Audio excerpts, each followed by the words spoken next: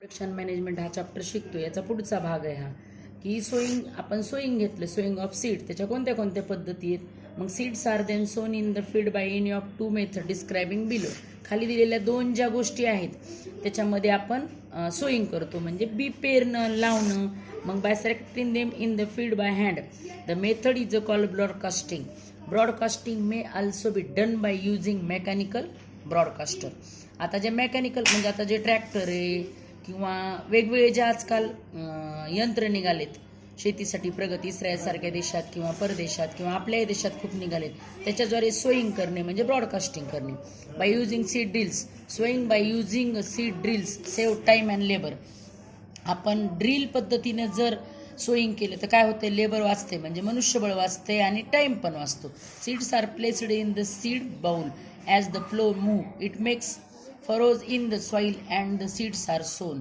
ह्या पद्धतीनं आपण लावल्यावर व्यवस्थित पद्धतीवर व्यवस्थित अंतरावर बीचं लावणं होतं आणि एका विशिष्ट खोलीवरच बी जातं. मग त्याच्यामुळे ते पेट्स किंवा पक्षी खात नाहीत.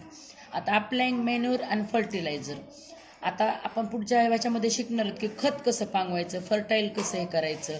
Fertilisers and manure are added to the fields to get better crops. आपल्याला चांगलं उत्पादन मिळण्यासाठी आपण खताचा वापर करतो. मग ते नैसर्गिक खत असो, शेणखत असो किंवा केमिकलयुक्त खत असो. As the plants grow them keep on using some nutrition for the soil according to their needs. आपण सॉईलच्या अकॉर्डिंगनुसार किंवा प्लॅन्टच्या अकॉर्डिंगनुसार त्यांना किती न्यूट्रिशन पाहिजे आणि कोणतं क्रॉप आपण लावले त्याच्यावर डिपेंड असतं की आपल्याला किती खत द्यायचं. The plants grown on such soil may be deficient of nutrition of may not be healthy. आपण जर मॅन्युअर दिलं नाही, फर्टिलायझर नाही दिलं तर योग्य प्रकारामध्ये हेल्दी क्रॉप आपल्याला मिळत नाही. Therefore it is important that the nutrition of the soil be replenished continuously. This is done by either natural method or adding manure or fertilizer to soil.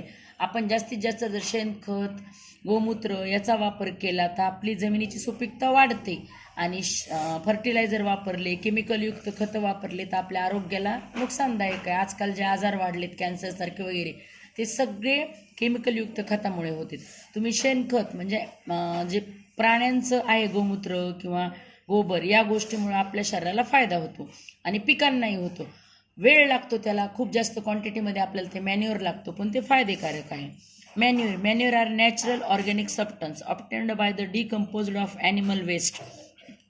Decompose करणे म्हणजे आपण जुन्या काळामध्ये उकांडा म्हणतो किंवा एक खड्डा खांदून त्याच्यामध्ये शेण, गोमूत्र, काड्या, प्लॅन्टचे पडलेले पानं हे जमा करून ते खूप दिवस ठेवणे आणि पावसाळ्याच्या अगोदर उन्हाळ्यामध्ये हे खत शेतामध्ये पसरणे याला आपण मॅन्युअर म्हणतो. They supply essential nutrition and humus to the soil and make it fertile. ही जी गोष्ट आहे तर ही जमिनीला सुपीक बनविते आणि योग्य प्रमाणामध्ये पोषक तत्वे देते आणि आपलं क्रॉप चांगला आणते. Manure are of the kinds farm yard manure and compost and green manure.